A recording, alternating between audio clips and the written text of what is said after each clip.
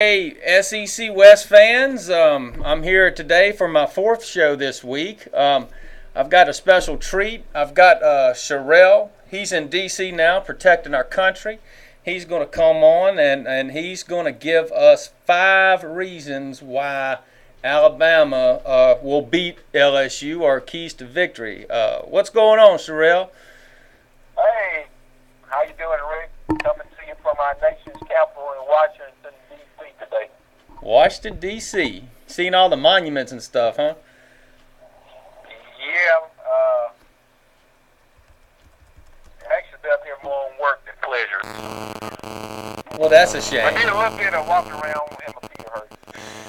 That's good.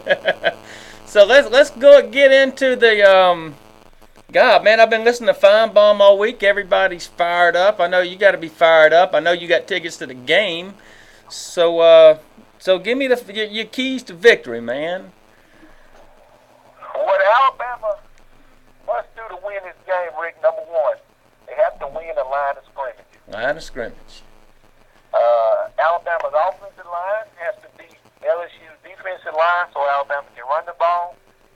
And then the flip side of that, Alabama's defensive line has to beat LSU's offensive line to put pressure on the quarterback and stop LSU's running game.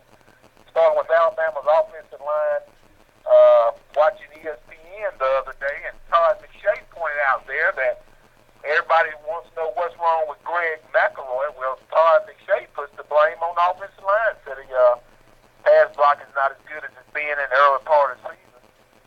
So that's something we need to watch as well. And of course, you show a few clips, you can come to the conclusion you want to, but they showed some clips of some heavy pressure on McElroy. So Alabama got to give McElroy time to throw the ball and then open up those running lanes for Mark Ingram. Okay, I agree with you on that one. What And else you then got? they've got to do that to LSU. They got to pressure Jordan Jefferson and close down any running lanes for Charles Stark, Keelan Williams, Russell Shepard, Trendon Holiday, Brandon LaFell on the reverse. I don't know, whoever else LSU puts in there to run the ball. Stephen Ridley now after the Tulane He game. really, yeah, he's very high on him. Yeah. My second key to the game is win the return yardage. Ah. And what I'm saying there, if you look at these two teams' return games, these are two of the better return games you'll see down in the SEC but in the country. Yeah. Two very explosive return men in Trendon Holiday and Javier Arenas. Then Alabama can put Julio Jones back there in Alabama, and LSU can put back Chad Jones, who scored a touchdown. So winning the return game is going to be an important key to the game. There's going to be some hidden yardage there that's going to be very crucial for field position in this game. Alabama needs to win that. Yeah. I agree with you.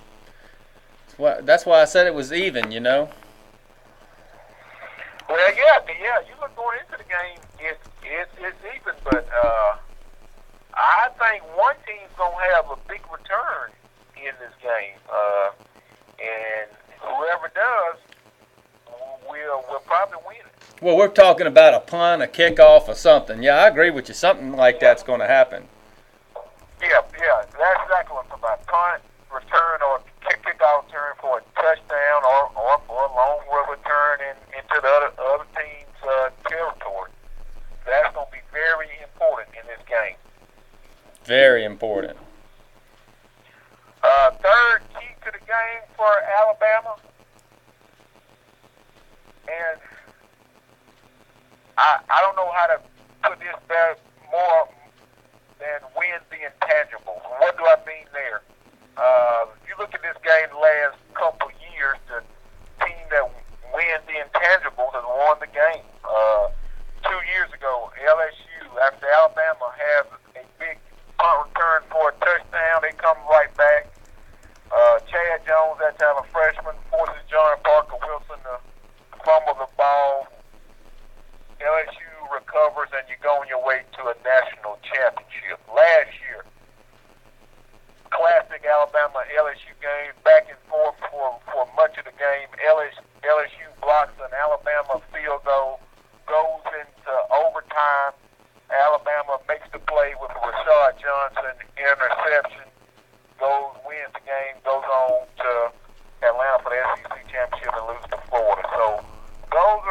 sometimes the intangible things, players making plays, in a seesaw battle that goes back and forth, hanging in there, somebody stepping up and making a play that turns the ball game to one team.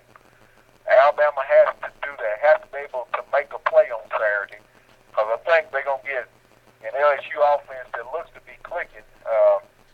From what I saw the last 2 weeks against Auburn and the tune-up last week against Tulane, look like the LSU offense got things figured out. So Alabama's going to have to make a play in the fourth quarter. Oh, yeah, I think this game's going to be won in the fourth quarter. Yeah. I think so. What key are you on now? We got, let's see, 6 minutes. We got 4.5 minutes left. Okay, number 4. Alabama's going to have to win in pass defense. What I mean there is, looks as though, like I say, LSU's found their offense. You gotta, as I said earlier, put pressure on George Jefferson, but also got to play good in the secondary. Make sure they aren't in breakdown in coverages, and be heads up with the linebackers in the secondary. Okay. Fifth key to the game is Alabama's passing game. Opposite there, Alabama needs to be able to get a passing game going to complement the run, or if not, that means LSU will put 8 in the box and concentrate on the run. So Greg McElroy is going to have to step up in this game, Rick. He needs to show that form that he was showing earlier in the year. Of course, that goes back to my first key about the line of scrimmage. But even so, he's got to not stare down receivers, go to one receiver. We all know who that is. Yeah. Phil Jones. So he's got to look for some more receiver as he was doing earlier in the year. We aren't asking him to do a whole lot, really. We're going to try and keep it in a good situation, 3rd and 2, 3rd and 3. So there's a pass and run option. We want to keep him out of 3rd and 8, 3rd and 9, those type of long yardage situations. But he's got to step up in this game and return to his earlier form. Yeah. Greg McElroy is a big key to this ball game for Alabama. Yeah, I think whoever wins is going to have the better play at quarterback, and then you can say whoever's going to have the better play at offensive line too. But I don't know at this point in time. I can't get a crystal ball and figure out who's going to be the better quarterback on this particular day. No, we don't know here sitting here on Thursday afternoon, but I agree with you. Whoever gets the better quarterback play is going to win.